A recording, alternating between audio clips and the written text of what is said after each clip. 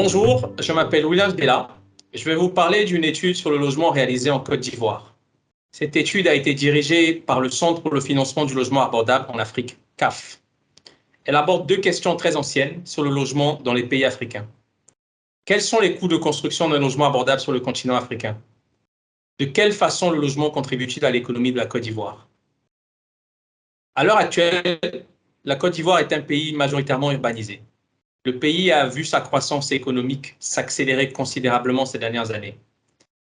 Et pourtant, en dépit de la hausse des revenus des ménages et subséquemment de la demande de logement, le marché de l'immobilier ne parvient pas à suivre le rythme effréné de la demande.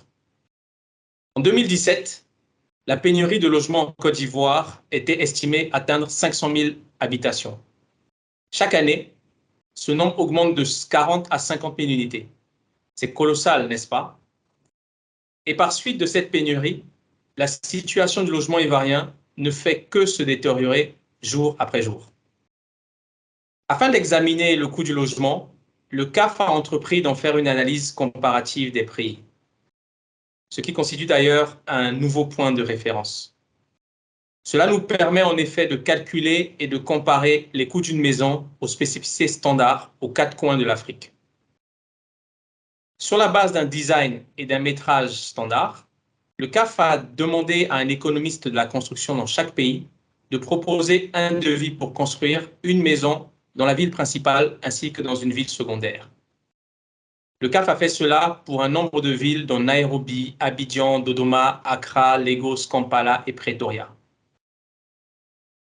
Dans cette analyse, le coût global du logement à Abidjan s'est révélé être le deuxième plus élevé d'Afrique subsaharienne, tout juste derrière Nairobi. Ces prix élevés sont principalement dus à l'augmentation des coûts de construction, tout particulièrement les matériaux et la main-d'œuvre, ainsi que les coûts d'infrastructure. Ainsi, cette analyse signale un besoin de développer des stratégies pour standardiser les coûts de développement du logement ivoirien. La seconde approche est une méthode d'analyse de la chaîne de valeur économique du logement. Elle permet de décrire, quantifier et comparer l'impact du logement sur l'économie de la Côte d'Ivoire.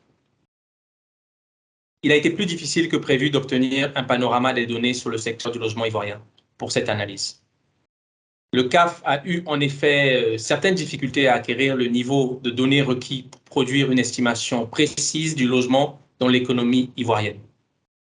Les données requises pour des contributions intermédiaires n'étaient pas suffisamment récentes ou manquaient de précision.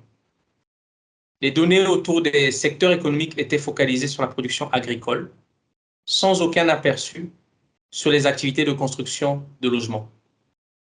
De surcroît, l'absence de données sur la construction informelle a constitué une autre lacune majeure puisque la plupart des foyers ivoiriens y ont recours.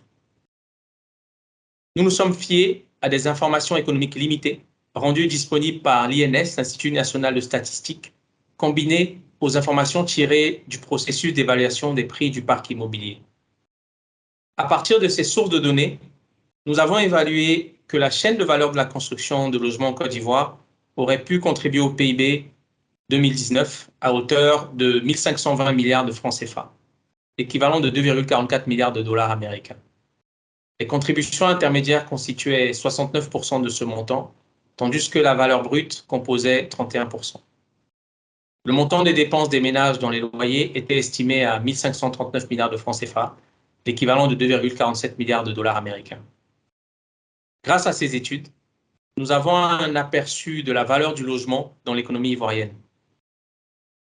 Cependant, avec de meilleures données, nous pourrions entreprendre des analyses plus fines. À partir de ces résultats, les 6 recommandations du CAF à l'État sont les suivantes. Premièrement, la réduction des coûts de l'infrastructure et de la construction des logements. Deuxièmement, le renforcement du rôle du logement dans la planification économique nationale.